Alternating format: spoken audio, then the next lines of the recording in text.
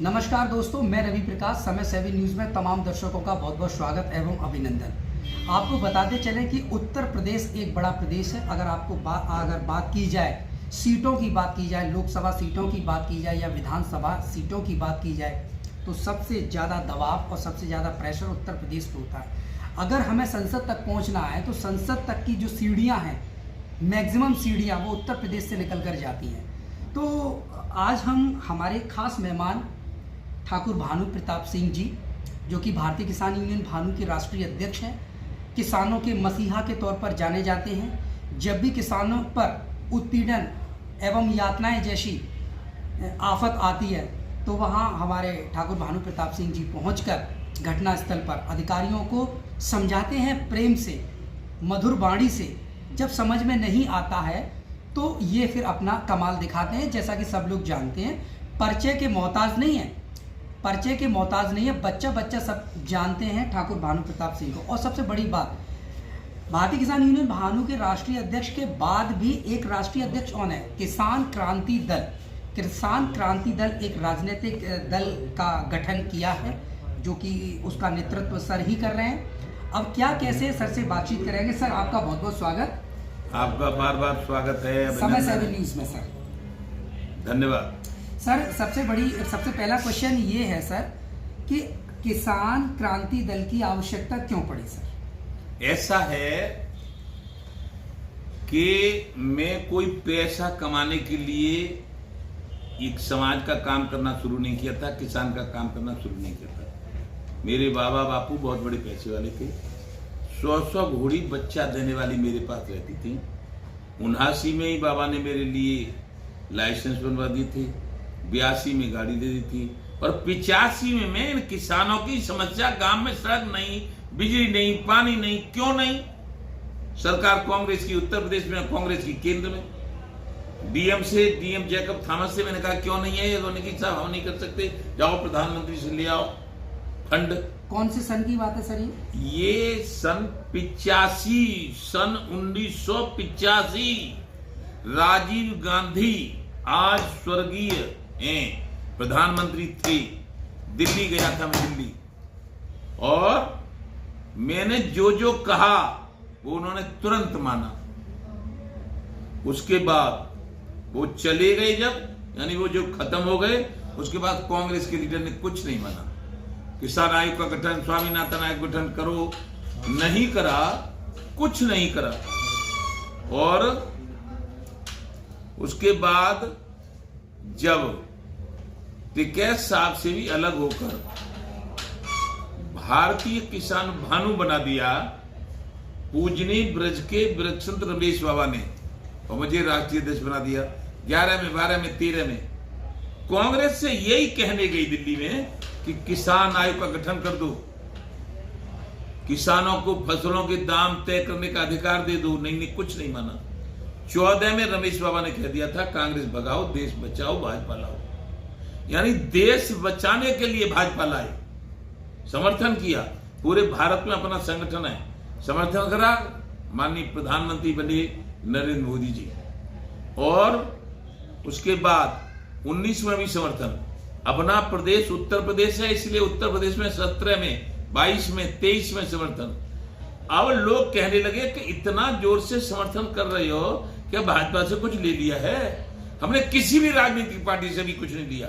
लेकिन न तो प्रधानमंत्री ने जो कहा था गद्दी पे बैठते ही कर्जे माफ करेंगे, न तो कर्जे माफ हुए, न कोई किसान आयोग का गठन हुआ, न आमदनी दूनी हुई।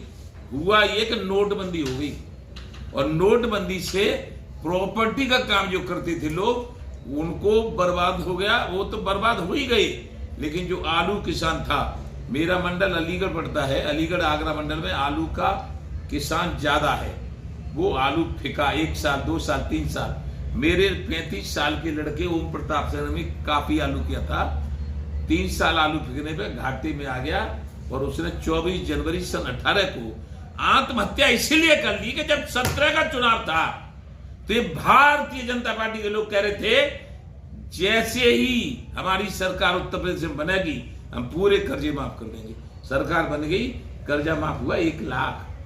4-4 लाख 6-6 लाख 8-8 लाख बैंकों की केसीसी के ट्रैक्टरों के कर्जा 1 लाख से क्या हो रहा है? आत्महत्या करनी पड़ी उसे, आत्महत्या 24 जनवरी सन 18 सुबह 7:30 बजे। लेकिन उसके बाद भी रमेश बाबा ने कहा नहीं इनको ही दे दो, समर्थन दे दिया। अब भी कुछ नहीं किया। अब जब प्रधानमंत्री राजनीतिक किसान यूनियन को तवज्जो नहीं दे रहे, कुछ मंत्री कह देते हैं ज्यादा तुम बड़े आदमी हो, ज्यादा तुम बड़े नेता हो तो लड़ लो ना चुनाव। इसलिए किसान क्रांति दल बनाया है और अब किसी की नहीं मानेंगे, चुनाव लड़ेंगे 543 सीटों पे। उत्तर प्रदेश की 80 सीटों पे चुनाव लड़ूंगा। और सुनो, अब जो किसान की बात करेगा वो ही देश में राज करेगा और जो हमसे टकराएगा चूर चूर हो जाएगा। और जब होगा संपन्न किसान तभी बनेगा देश महान। बनारस से यदि चुनाव लड़ेंगे प्रधानमंत्री जी नरेंद्र मोदी जी तो माननीय जी को हारना पड़ेगा। सर किसान क्रांति दल का सर अभियान कितने मतलब लेवल पर चल रहा है? किस किस जिले में पूरे लेवल पे चल रहा है लगातार जितना एक भारतीय किसानों का 40 साल किसानों के 40 साल का नेता हूं ना, तो किसान भानु बनी 11 में, तो उसका भी कितना हो गया? उतना ही लेवल भारतीय किसान भानु और किसान यूनियन जितना हमारा लेवल बना उतना ही लेवल किसान के अंदर का तुरंत बन गया। सर एक अंतिम सवाल, जिस तरीके से अभी 2024 का जो चुनाव होगा उस चुनाव में अपना जो दल है आपका किसान क्रांति दल, तो उसमें ज्यादा से ज्यादा आपके जो उम्मीदवार हैं वो मैदान में उतरेंगे और इलेक्शन को फाइट करेंगे जी। तो जनता को ज्यादा से सुनो, हमने सबसे कह दिया पूरे भारत के किसानों से कि बेईमानों को भारत की राजनीति से आउट करूंगा और जातिवाद और धर्मवाद पर राजनीति करने वालों को राजनीति से आउट करूंगा, क्योंकि भारत का संविधान धर्मनिरपेक्ष संविधान है जी। दूसरी बात, भारत ऋषि मुनि साधु संतों का अवतारों का देश रहा है।